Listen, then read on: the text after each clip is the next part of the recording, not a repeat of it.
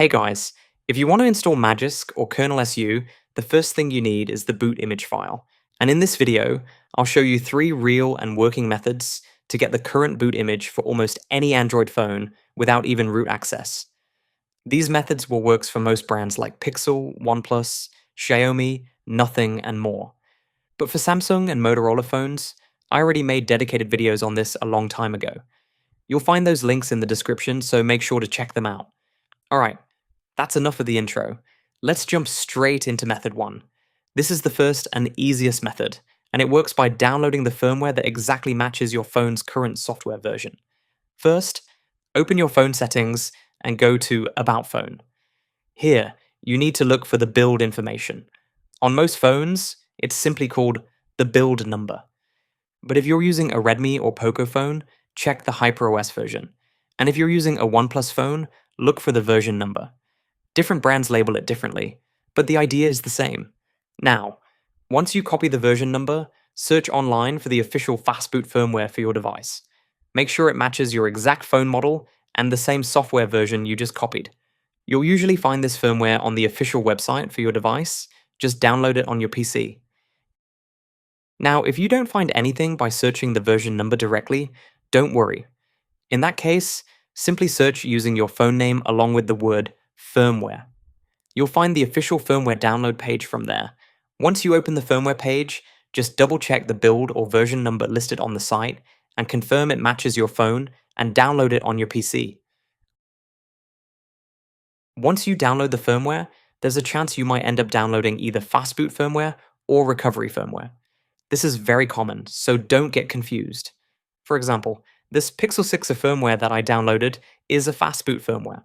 So let me quickly extract it and show you what it looks like.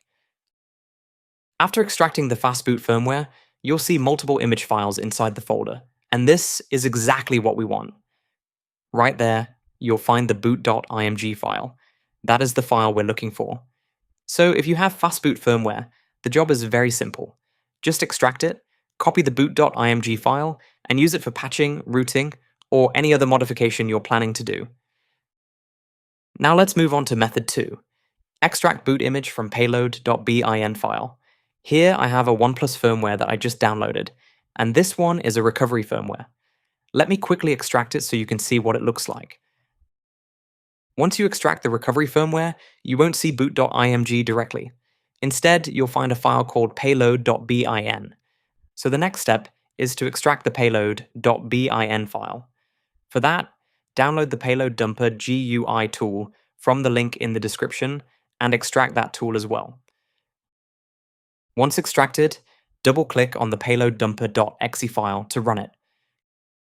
When the tool opens, the first thing it will ask for is the payload.bin file. Simply browse and select the payload.bin file that you got from the firmware. After that, it will ask for an output folder. You can choose any folder you like on your computer, wherever you want the extracted files to be saved. Once everything is selected, just click on the dump button. The tool will now start extracting all the image files from payload.bin. This includes boot.img, init_boot.img, and other related images. And yes, as you can see, we now have the boot image in the output folder. So this is exactly how you get the boot image from a payload.bin file. Now let's move on to method 3.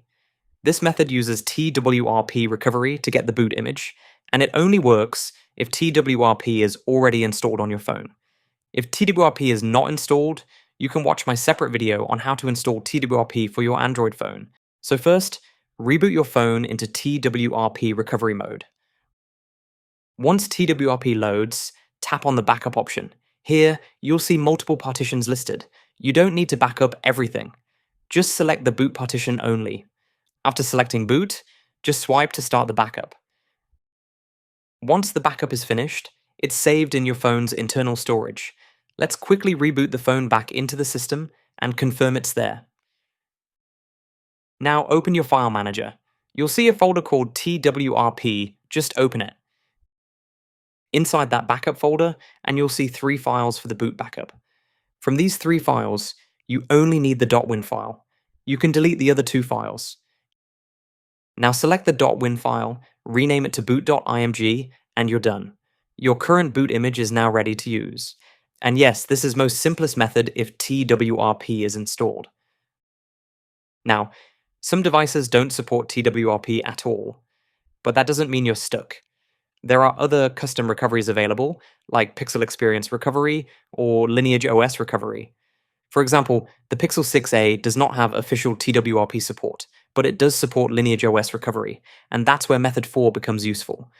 So Method 4 is all about getting the boot image using ADB from a custom recovery. So first, boot your phone into custom recovery mode and connect it to your computer using a USB cable. Once the phone is booted into custom recovery, make sure ADB is enabled from the recovery menu.